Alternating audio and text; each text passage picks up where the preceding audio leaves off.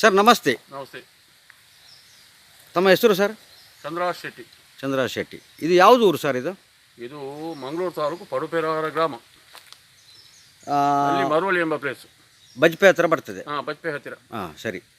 ಈಗ ಇದರಲ್ಲಿ ಎಷ್ಟು ಅಡಿಕೆ ಮರ ಉಂಟು ಸರ್? ಅಡಿಕೆ ಮರ ಸಾಧಾರಣ ಫಲ ಬರುವಂಥದ್ದು ಸಾಧಾರಣ 1,500 ಚಿಲ್ಲರೆ ಇರ್ಬೋದು. ಮತ್ತೊಂದು 500-600 ತನಕ ಸಣ್ಣದುಂಟು. ಎಡೆಯಲ್ಲಿ ನೆಟ್ಟು ಒಂದು 2,000 ಹತ್ತಿರ ಉಂಟು. ಟೋಟಲ್ 2,000 ಹತ್ತಿರ. ತೆಂಗಿನ ಮರ ಎಷ್ಟಿದೆ? ತೆಂಗಿನ ಮೇಲೆ ಸಾಧಾರಣ 150 ತನಕ. 150 ತನಕ ಉಂಟು. ಇದರಲ್ಲಿ ಏನು ಸಮಸ್ಯೆ ಎದುರಿಸ್ತಾ ಇದ್ದೀರಿ ತಾವು? ಸಮಸ್ಯೆ ಅಂದರೆ ಫಸಲು ಕಡಿಮೆ.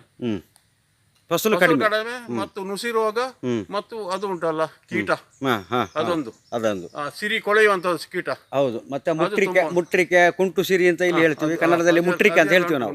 ಅದು ನೋಡಿ ನಾನು ತೋರಿಸ್ತೇನೆ ಹೇಗೆ ಅಂತೇಳಿ. ನೋಡಿ ಇಲ್ಲಿದೆ, ನೋಡಿ ಇದು ನೋಡಿ ಈ ಥರ ಆಗಿದೆ.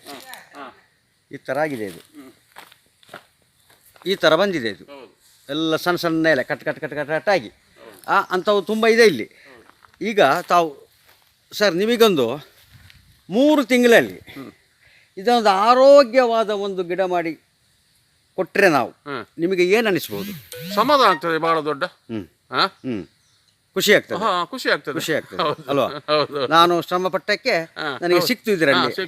ಈ ವರ್ಷದ ಬಿಡಿ, ಮುಂದಿನ ವರ್ಷಕ್ಕೆ. ಈ ವರ್ಷ ನಿಮ್ಗೆ ಆಗೋದಲ್ಲ, ಆಯ್ತು. ಮುಂದಿನ ವರ್ಷಕ್ಕೆ ದೇವರು ಕಾಪಾಡಿದ್ರೆ ಲಾಂಗ್ ಟರ್ಮ್ ಅಲ್ಲ, ಆವಾಗ ಇವತ್ತಾಕಿ ನಾಳೆನೇ ಪಡಿಲಿಕ್ಕೆ ಆಗುದಿಲ್ಲ. ಕರೆಕ್ಟ್. ಒಂದು 6 ತಿಂಗಳ 3 ತಿಂಗಳ ನೋಡ್ಬೇಕು ಅದನ್ನು. ಕರೆಕ್ಟ್, ಒಳ್ಳೇದಾಗಿ ಹೇಳ್ತೀರಿ. ಆಮೇಲೆ ಕೃಷಿ ಬಗ್ಗೆ ಒಳ್ಳೆ ನಿಮಗೆ ಜ್ಞಾನ ಇದೆ, ಅದರ ಬಗ್ಗೆ ಒಂದು ಹುಮ್ಮಸ್ಸು ಇದೆ ನಿಮಗೆ. ಗೊತ್ತಾಯ್ತಾ? ಈ ರೀತಿ ಎಲ್ರಿಗೂ ಇರೋದಿಲ್ಲ. ದೇವರ ದಯದಿಂದ ಇದು ನೋಡುವ. ಇದನ್ನ ನಮಗೆ ಒಂದು 3 ತಿಂಗಳು ಟೈಮ್ ಕೊಡಿ, ಕರೆಕ್ಟ್ ಮಾಡಿ ಕೊಡಿ, ಒಳ್ಳೆ ಫಸಲು ತೆಗೆದುಕೊಡಿ. ಇದರಲ್ಲಿ ಒಳ್ಳೆ ಫಸಲು ತೆಗೆದು ಕೊಡ್ತೀವಿ.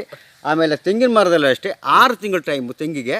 6 ತಿಂಗಳಲ್ಲಿ ಈಗ ಬರೋದೆಲ್ಲ ಬಿಡಿ ನೀವು. ಆ ಥರ ನಿಮಗೆ ರೋಗದ್ದು ಅದು ಇದೆಲ್ಲ ಇದೆ. ನೋಡಿ ಇಲ್ಲಿ ಕಾಣ್ತಾ ಇದೆ, ನೋಡಿ ಕಾಣ್ತಾ ಇದೆ ತೆಂಗೆಲ್ಲ.